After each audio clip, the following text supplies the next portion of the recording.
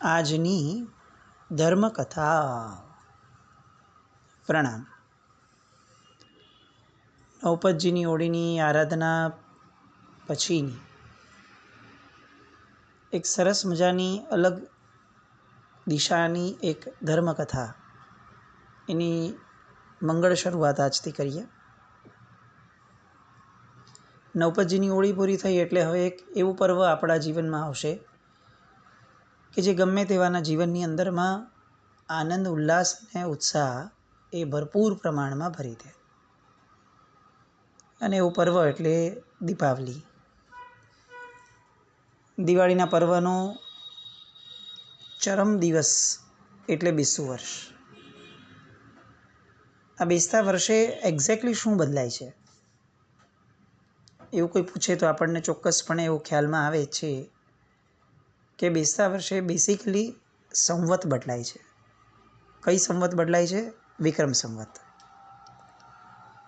આપણે ત્યાં કેટલીક સંવત છે. સંવત એટલે સંવત્સર. જે મહાપુરુષ થયા છે એના નામનું એક સંવત્સર એટલે કે વર્ષ એ ચાલે છે. વીર સંવત પણ ચાલે. એટલે વર્ધમાન સ્વામી ભગવાનના નિર્વાણ પછીની કેટલી વર્ષની યાદી થઈ એ વીર સંવત દ્વારા સમજાય. ખ્રિસ્તીઓમાં ઈસવીસન ચાલે છે, એટલે ઈસુ ખ્રિસ્ત થયાને કેટલા વર્ષ થયા એ ઈસવીસન ચાલે છે. આર્યભૂમિની અંદર એક સૌથી પોપ્યુલર, સૌથી વધારે એક્સેપ્ટેડ કોઈ સંવત્સર ચાલતું હોય તો એ છે વિક્રમ સંવત, જે દર દિવાળીએ પૂરું થાય અને બેસતા વર્ષે એક નવું શરૂ થાય. ભાવના એવી છે, ઈચ્છા એવી છે કે એ વિક્રમ સંવત શા માટે ઉજવાય છે એના કારણભૂત તત્વો સુધી પહોંચવાનો પ્રયત્ન કરવો છે. જેમના નામનું સંવત્સર ચાલે છે એવા વિક્રમાદિત્ય રાજા, એ વિક્રમાદિત્ય રાજાના ચરિત્ર સુધી છેક એવા વ્યક્તિથી શરૂઆત કરીને પહોંચવું છે કે જેમનો પ્રભાવ વિક્રમાદિત્યના પિતાશ્રી ઉપર જબરદસ્ત હતો. અને કદાચ એવું કહી શકાય કે આ જૈન શાસન અને આખું ને આખું આર્યાવર્ત એ જે વ્યક્તિના યોગદાન અને જે વ્યક્તિની એક વિશિષ્ટ પ્રતિભાથી એબ્સોલ્યુટ અંજાઈ ગયું હતું, એવું એક ચરિત્ર આજથી શરૂ કરવું છે. આજના પરિપ્રેક્ષની અંદરથી પણ વિચાર કરીએ તો આજના જગતની અંદરમાં જે ભયંકર પરિસ્થિતિઓની અંદરમાં આપણે બધા અત્યારે છીએ, એવામાં આપણે બધા કોઈક યુગ પ્રધાન આચાર્ય એને બધા જંકતા હોઈએ છીએ.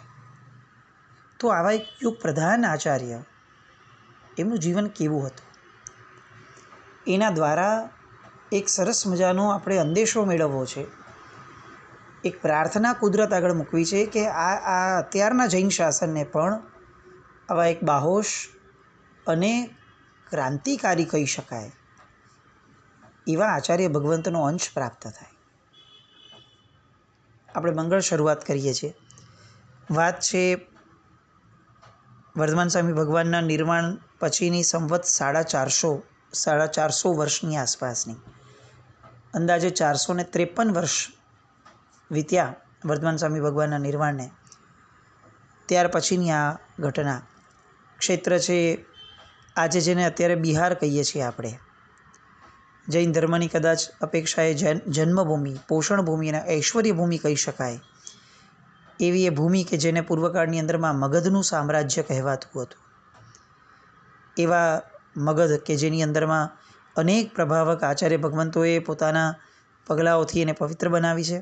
અને આસન્ન ઉપકારી એવા વર્ધમાન સ્વામી ભગવાન, એમનો જન્મ આ ભૂમિ પર થયો અને એમની શ્રવણ અવસ્થાના 42 વર્ષ પૈકીનો બહુ જ મોટો સમય જે ભૂમિ ઉપર વ્યતીત થયો છે એ ભૂમિની આ વાત. એ ધર્મભૂમિમાં ધારાવાસ નામની એક નગરી, પોતાની અપાર સમૃદ્ધિ અને ઉત્તુંગ પ્રાસાદોથી જેની સરખામણી સ્વર્ગપુરી સાથે થઈ શકે એવું આ નગર. 10 દિશામાં જેની કીર્તિ પતાકા લહેરાતી હતી. એ નગરની અંદરમાં અમૃતરૂપી ધર્મસિંચનથી અલંકૃત થયેલ એવા અસાધારણ પરાક્રમથી પ્રખ્યાતિ પામેલ રાજા જેનું નામ હતું વીરસિંહ. અને એમને શીલ ગુણ અલંકૃત એવા સુરસુંદરી નામના મહારાણી હતા. આ રાજદંપતીને અતિશય પ્રભાવશાળી એવો એક રાજકુમારનો જન્મ થયો, જેનું નામ પાડવામાં આવ્યું કાલક. અને એક દીકરીનો જન્મ થયો, જે રૂપમાં રંભાને પણ તિરસ્કારી કાઢી શકે એવી રાજકુમારી, અને એનું નામ પડ્યું સરસ્વતી. આ કાલક કુમાર નાની બાળપણની અવસ્થાથી જ અતિશય જનવલ્લભ હતો, લોકપ્રિય હતો. બંને ભાઈ બહેન ઇન્દ્રને જેમ જયંત અને સમુદ્રને જેમ શશાંક અતિ વાલા હોય, એવી રીતે રાજદંપતીને અતિશય વાલા હતા. નગરનું એક પણ વ્યક્તિ એવું ન હતું કે જે વ્યક્તિને આ બંને બાળકો પ્રત્યે અનહદ સદભાવ ન હતો. ઉંમર વીતી 8 વર્ષ એવી યોગ્ય ઉંમર થઈ એટલે માતા પિતાએ વિદ્વાન કલાચાર્ય પાસેથી વિદ્યાભ્યાસ માટે કાલકને મૂક્યા. તીક્ષ્ણ બુદ્ધિશાળી એવા રાજકુમારે ટૂંક જ સમયમાં અનેક કળાઓને જાણે વર્ષોથી જન્મોજન્મથી શિક્ષિત હોય એ રીતે પ્રાપ્ત કરી લીધી. અને વિશેષપણે અશ્વ પરીક્ષા અને બાણ વિદ્યા, આ 2 કળામાં તો કાલક કુમારની કોઈ સ્પર્ધા ન કરી શકે એવું જબરદસ્ત પ્રાવીણ્ય એમને પ્રાપ્ત કર્યું. સમય વીતતો ગયો, 16 વર્ષની ઉંમર થઈ. હવે એ રાજપદને યોગ્ય થયા છે. એટલે એક વખત વીરસિંહ રાજાએ ખોરાસાન એટલે કે અફઘાનિસ્તાનમાં રહેલું એક સ્થળ, ત્યાંથી ભેટમાં આવેલ ઘોડાઓની પરીક્ષા કરવાનું કાર્ય એ કાલક કુમારને સોંપ્યું. પ્રાવીણ્ય તો હતું જ, એટલે કાલક કુમારે પોતાની સમાન વયવાળા 500 મિત્રોને લઈ અને એ જે વન હતું એની અંદર 500 અશ્વો કે જે તુરી જાતિના વેગવંત અને ઉચ્ચ કોટીની ઓલાદ હતા, એમને લઈ અને એની પરીક્ષા શરૂ કરી. અનેક જાતિના અશ્વો, ધોરીતક, લુપ્ત, વલ્ગિત, ઉત્તેજિત, અલસ, ઉત્તેરિત, આ વગેરે જાતિ એ અશ્વોની આ રીતની અલગ અલગ પ્રકારની પરીક્ષાથી એને દોડાવી રાખતા હતા. લગભગ 6 થી 7 જેટલી ઘડીઓ નીકળી ગઈ અને એક સરખી અશ્વ સવારી થઈ એટલે હવે રાજકુમાર શમિત થયા અને પોતાના થાકને ઉતારવા એક આંબાનું વિશાળ વટવૃક્ષ હતું એની નીચે આશ્રય લીધો. પોતે વિશ્રાંતિ લેતા હતા, પણ એ સમયે એમના કાનની અંદરમાં નજદીકના ઉપવનમાંથી એક અત્યંત કોમળ અને મિષ્ટ ધ્વનિ સંભળાયો. એટલે રાજકુમારે સુભટને પૂછ્યું કે આ નિર્જન એવા જણાતા ઉપવનમાં આવો શાંત અને આવો કર્ણપ્રિય અવાજ કોનો આવે છે? સુભટે તપાસ કરી અને જણાવ્યું કે આ પ્રશાંત અને પવિત્ર મૂર્તિને ધારણ કરનાર ગુણાકરસુરી નામના આચાર્ય ભગવંત છે, જે અનેક સાધુઓના પરિવાર સહિત વૃક્ષ નીચે બિરાજમાન છે. તેઓ પોતાના શિષ્ય સમુદાયને સંબોધી અને વાંચના આપી રહ્યા છે.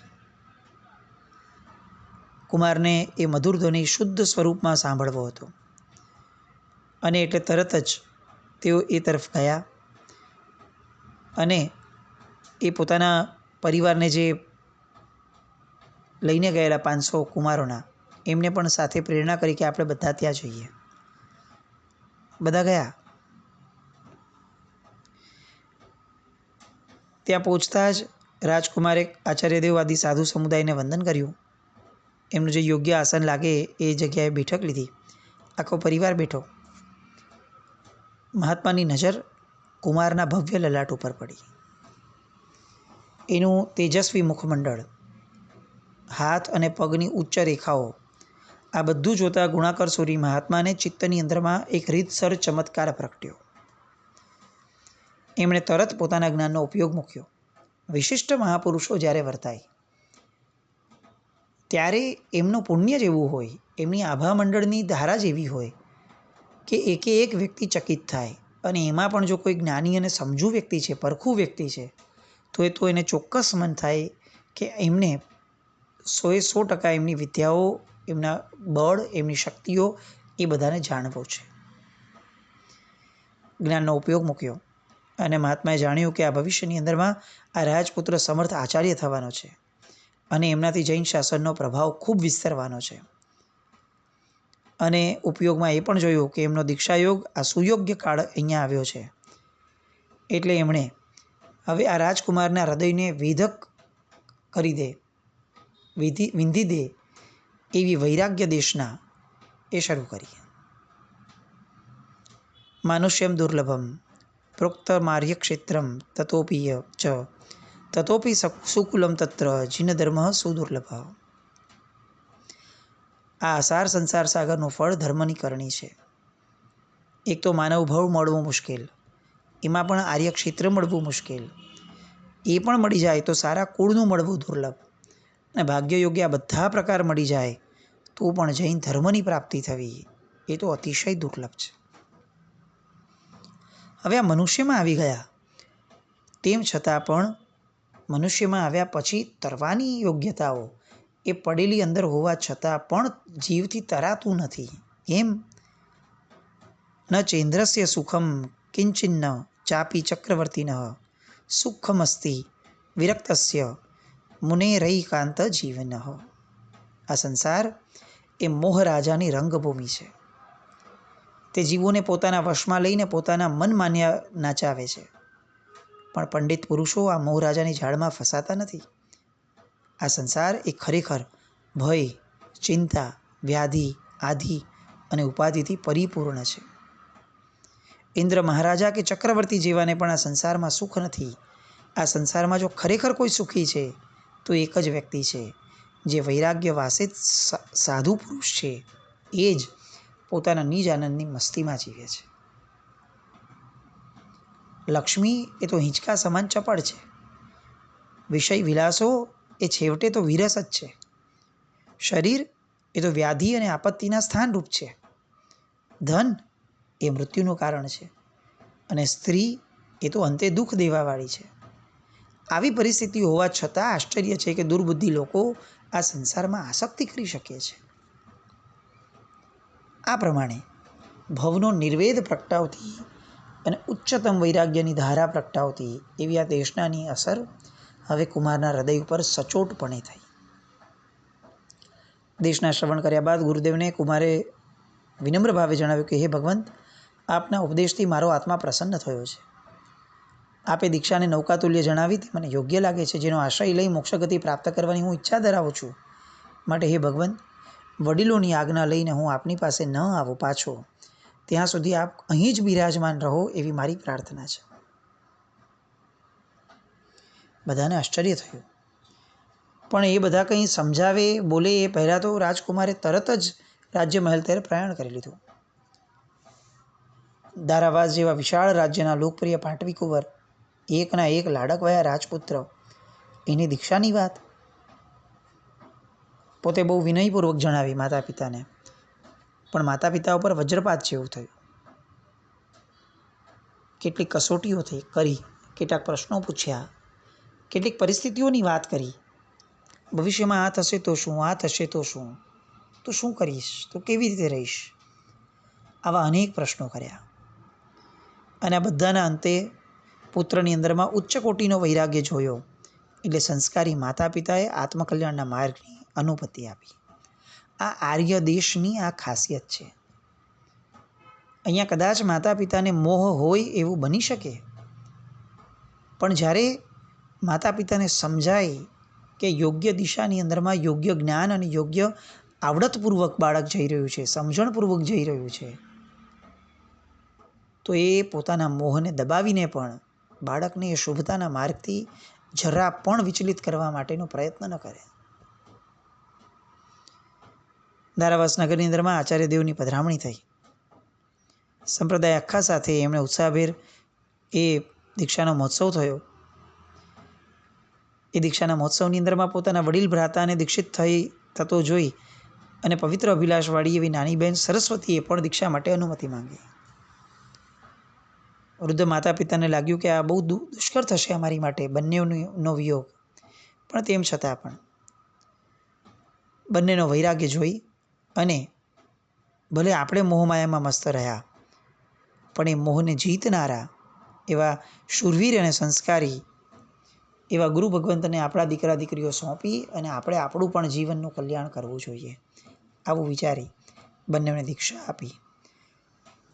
જે ઉપવનની અંદરમાં પોતે વૈરાગ્ય પામ્યા હતા એ જ ઉપવનમાં, એ જ વૃક્ષની નીચે એમને દીક્ષા લીધી.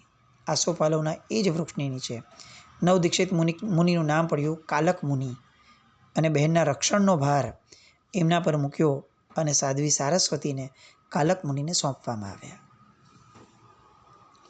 થોડા વર્ષોની અંદરમાં તો આજ્ઞાંકિત અને વિનયશીલ એવા કાનક મુનિએ સાધ્વી સરસ્વતીએ બંનેવે ગુણાકર સુરી અને આખા સમુદાયના સાધુ ભગવંતોના સત્સંગમાં રહી વ્યાકરણ, ન્યાય, સાહિત્ય, અલંકાર, છંદ, જ્યોતિષ, મંત્ર, તંત્ર, વિદ્યા એ બધામાં નિપુણતા પ્રાપ્ત કરી લીધી.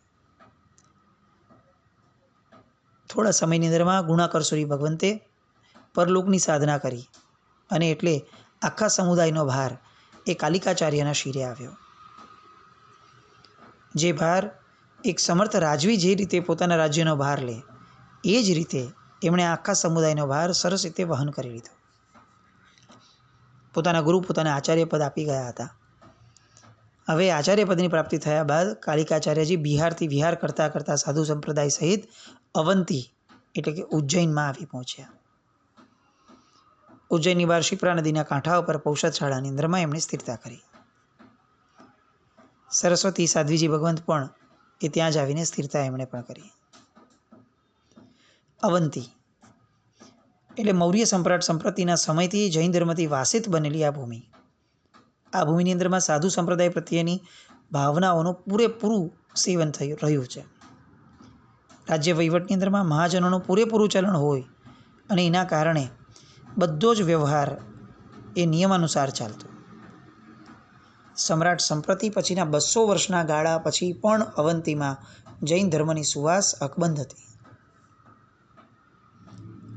અહીંયા કાલકાચાર્યજી એમની સાથે જે પ્રસંગ બન્યો એ પ્રસંગને લેતા પૂર્વે કેટલોક એવો ઇતિહાસ કે જે ઇતિહાસને આપણે ભલે ઉડતી દ્રષ્ટિએ જોઈએ પણ જોવો બહુ જરૂરી લાગે છે. આજકાલ બાળકોને ઇતિહાસમાં આમ પણ આવું કંઈ ભણાવવામાં આવતું નથી ને એમાં પણ આ જૈન ઇતિહાસ છે એટલે કદાચ આ નામો આપણે સાંભળ્યા પણ હશે આ રાજાઓના, પણ આપણને એવી રીતે જ ભણાવવામાં આવ્યું છે કે યા તો એ બૌદ્ધ ધર્મી હતા યા તો શૈવ ધર્મી હતા. પણ આ બધા જ રાજવીઓએ જે રીતે પરમાત્માના શાસનને સ્વીકાર્યું છે અને આખું નગર જૈન ધર્મથી વાસિત રહેતું હતું એ આખી રાજવીઓની જે પરંપરા થઈ છે એ પરંપરાને પણ ઉપરછલ્લક રીતે જોવાનો પ્રયત્ન આપણે સાથે સાથે જ્યાં જ્યાં અવસર આવે ત્યાં ત્યાં કરવાની ધારણા છે. અવંતીની રાજ્ય સત્તામાં મહારાજા સંપ્રતિના સ્વર્ગવાદ પછીના 50 વર્ષે કુટુંબ કલહના કારણે ઘણો ફેરફાર થયો. રાજ્યગાદી ગદંભી વર્ષી ત્રંબાવતીના ક્ષત્રિય રાજવી દર્પણના હાથમાં ગઈ.